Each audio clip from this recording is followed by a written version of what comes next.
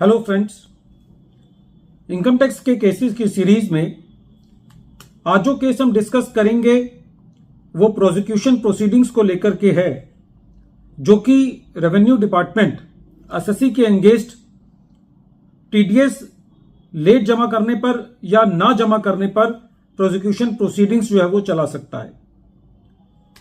Prosecution proceedings generally ये माना जाता है कि वो एक्सेप्शन केसेस के अंदर ही चलाई जानी चाहिए और प्रोसिक्यूशन प्रोसीडिंग्स को लेकर के central board of direct taxes ने कुछ टाइम टू टाइम सर्कुलर्स भी इशू किए हैं, गाइडलाइंस भी इशू की हैं।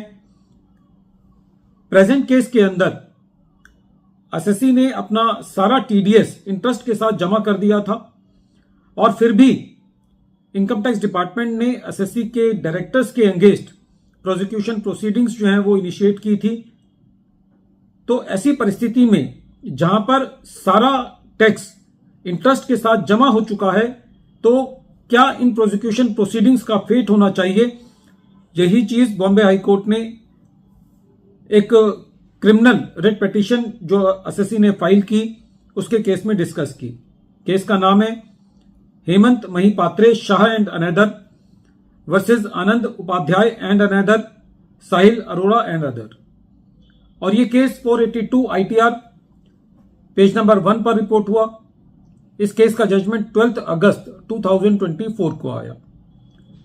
प्रेजेंट केस के फैक्ट्स इस तरीके से थे, एसएससी ने टीडीएस जो है वो लेट जमा किया था, लेकिन इंटरेस्ट के साथ सारा टीडीएस एसएससी ने जमा कर दिया था।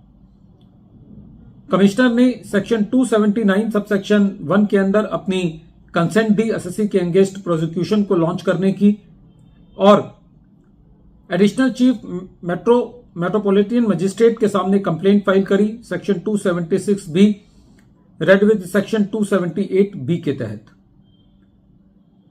एडिशनल चीफ मेट्रोपॉलिटन मजिस्ट्रेट ने इस कंप्लेंट को एक्सेप्ट किया और ऑर्डर पास किए।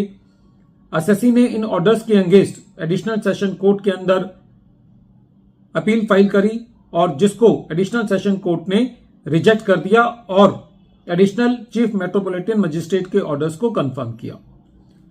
एसएससी ने एडिशनल सेशन कोर्ट के ऑर्डर्स के अगेंस्ट क्रिमिनल रिट पिटीशन दायर करी।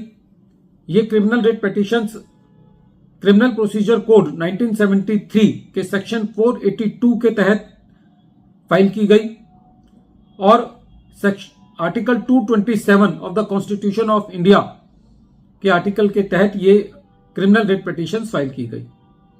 जब बॉम्बे हाई कोर्ट ने इन क्रिमिनल रिट पिटीशंस को सुना तो बॉम्बे हाई कोर्ट का यह कहना था कि प्रेजेंट केस के अंदर इस बात में कोई दो राय नहीं है कि एसएससी ने अपना सारा टीडीएस और इंटरेस्ट सेक्शन 201 सबसेक्शन 1A के तहत जमा कर दिया है। बॉम्बे हाई कोर्ट का यह कहना था कि प्रेजेंट केस के अंदर रेवेन्यू ने सेक्शन 2 क्लॉज 35 क्लॉज बी के तहत किसी भी डायरेक्टर को प्रिंसिपल ऑफिसर ट्रीट करने के लिए जो नोटिस भेजने की प्रक्रिया है उसको पूरा नहीं किया है। आगे बॉम्बे हाई कोर्ट का यह कहना था कि कोई भी ऑर्डर सेक्शन 201 सबसेक्शन 1 और सेक्शन 201 सबसेक्शन 3 के अंदर पास नहीं किया गया है, जिससे ये पता चले कि रेवेन्यू ने किसी डायरेक्टर को as a principal officer treat किया है। और यदि ये ऑर्डर पास किया भी जाता है तब भी ये ऑर्डर सेक्शन 246 सबसेक्शन 1 क्लॉज आई के मुताबिक अपीलेबल है।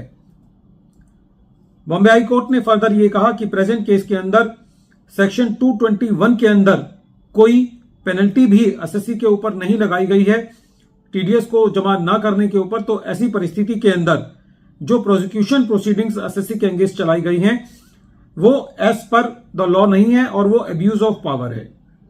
कोर्ट का यह कहना था कि जो central board of direct taxes के दो सर्कुलर हैं, एक सर्कुलर 28 में 1980 का है और दूसरा सर्कुलर 24 अप्रैल 2008 का है।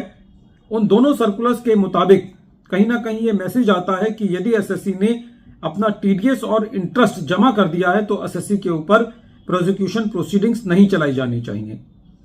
कोर्ट का यह भी कहना था कि जो सर्कुलर 24 अप्रैल 2008 का है वो ये भी कहता है कि जब डिफॉल्ट हुआ है तो उस डिफॉल्ट के 60 दिन के अंदर जो है वो प्रोसिक्यूशन प्रोसीडिंग्स चलाई जानी चाहिए। प्रेजेंट केस के अंदर कहीं पे भी रेवेन्यू ने ये कंटेंशन नहीं किया है कि जो डिफॉल्ट हुआ है वो उन डायरेक्टर्स की कंसेंट और कॉन्वियंस के मुताबिक हुआ है। कोर्ट का यह कहना था कि जब किसी डायरेक्टर को एक प्रिंसिपल ऑफिसर बनाया जाता है तो उसके एक लीगल और क्रिमिनल कॉन्सिक्वेंसेस होते हैं, और जो प्रिंसिपल ऑफिसर होता है वो एक सिंगुलर है। आज सारे डायरेक्टर्स को ये नहीं कह सकते कि सारे डायरेक्टर जो है वो कंपनी के एडमिनिस्ट्रेशन और मैनेजमेंट के लिए रिस्पॉन्सिबल हैं, और जो प्रिंसिपल ऑफिसर में जो प्रिंसिपल शब्द का महत्व है वो ये है कि वो मेन ऑफिसर है जो कि कंपनी के एडमिनिस्ट्रेशन और मैनेजमेंट के लिए रिस्पॉन्सिबल है, क्योंकि कोई भी ऐसी प्रोसेस को पूरा नहीं किया गया जिससे ये पता चले कि कोई डायरेक्टर जो है वो प्रिंसिपल ऑफिसर है। तो ऐसी परिस्थिति में जो क्रिमिनल प्रोसीडिंग्स एसएससी के अगेंस्ट टीडीएस और इंटरेस्ट जमा करने के बाद भी चलाई गई हैं वो as per the mandate of law नहीं है, और कोर्ट ने उन क्रिमिनल प्रोसीडिंग्स को क्वैश किया।